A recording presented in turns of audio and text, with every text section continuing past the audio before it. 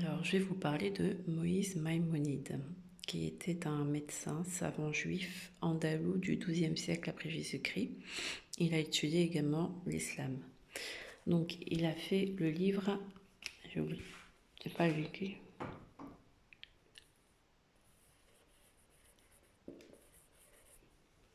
Voilà, le guide des égarés.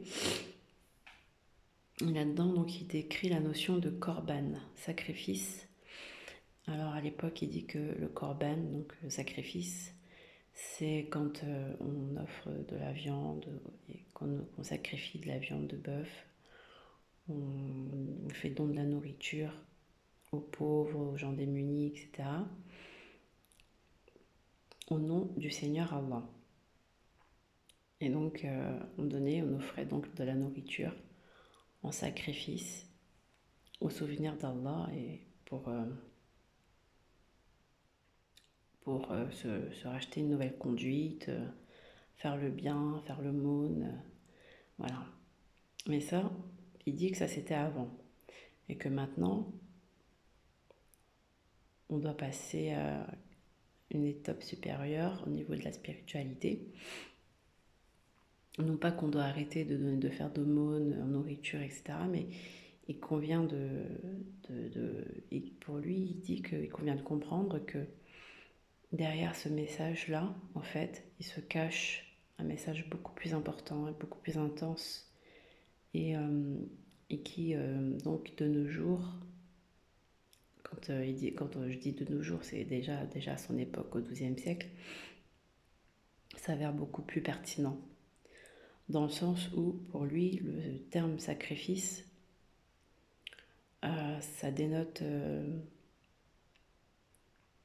en fait, c'est comme si, en fait, on devait se sacrifier, enfin, pas faire une offrande à Allah dans le sens je me sacrifie, ça me prend la tête, mais je le fais quand même pour, pour plaire à mon Seigneur, pas dans ce sens sacrifié, mais dans le sens plutôt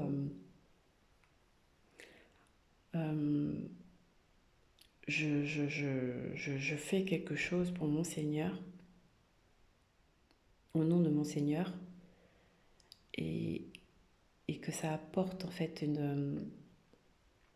que ça m'apporte pour moi, pour moi-même, pour mon âme, un souffle nouveau.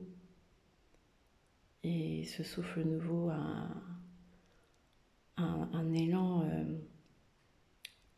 spirituel d'amour envers moi, envers moi-même et envers les autres. Et donc c'est pas fait c'est pas fait avec peine et souffrance, bien qu'il y ait quand même de l'effort individuel, du temps de passer, voilà, de l'effort et tout.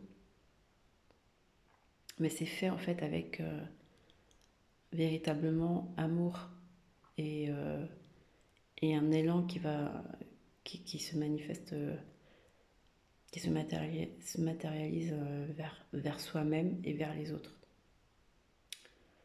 Donc c'est un effort qui est voulu et aimé et, et sublimé, et non pas un effort subi, contraint et dénaturé.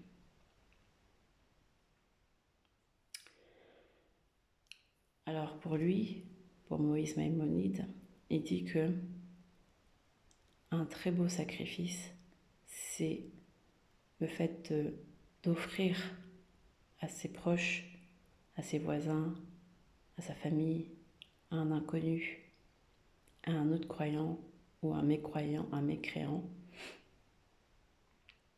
à toute personne qu'on a l'occasion de converser avec, qu'on a l'occasion d'aider, de tout simplement lui faire démontrer en l'aidant, en argumentant et en mettant en évidence de manière logique, raisonnable respectueuse et subtile ses fautes et ses péchés, pour l'amener à la repentance, à la teshuva, au tauba. Ainsi, il peut prétendre à la purification, donc à la purification de celui qui enseigne, qui démontre, qui argumente, et aussi à la purification de celui qui reçoit le message, la parole. Donc ça aide à la purification collective, au karma collectif, à l'amélioration du karma collectif, et ou à la purification et du individuel, donc à l'amélioration du karma individuel. Dans les deux cas, en tout cas, pour lui, pour Moïse Maïmonide, il dit que se sacrifier, le terme se sacrifier, ça rejoint vraiment, véritablement, le fait de combattre, de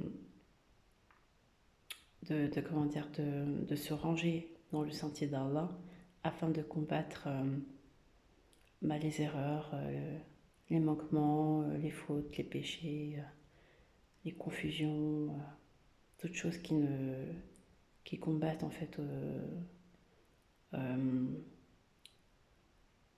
qui entravent, comme on avait vu l'échelle et les escaliers, qui se mettent au travers de notre chemin, voilà, à combattre les obstacles qui nous empêchent de progresser vers la coupe, vers le divin, vers Allah, et qui nous empêchent notre purification pleine. Voilà, que ça soit de l'ordre du collectif ou que ce soit de l'ordre de l'individuel.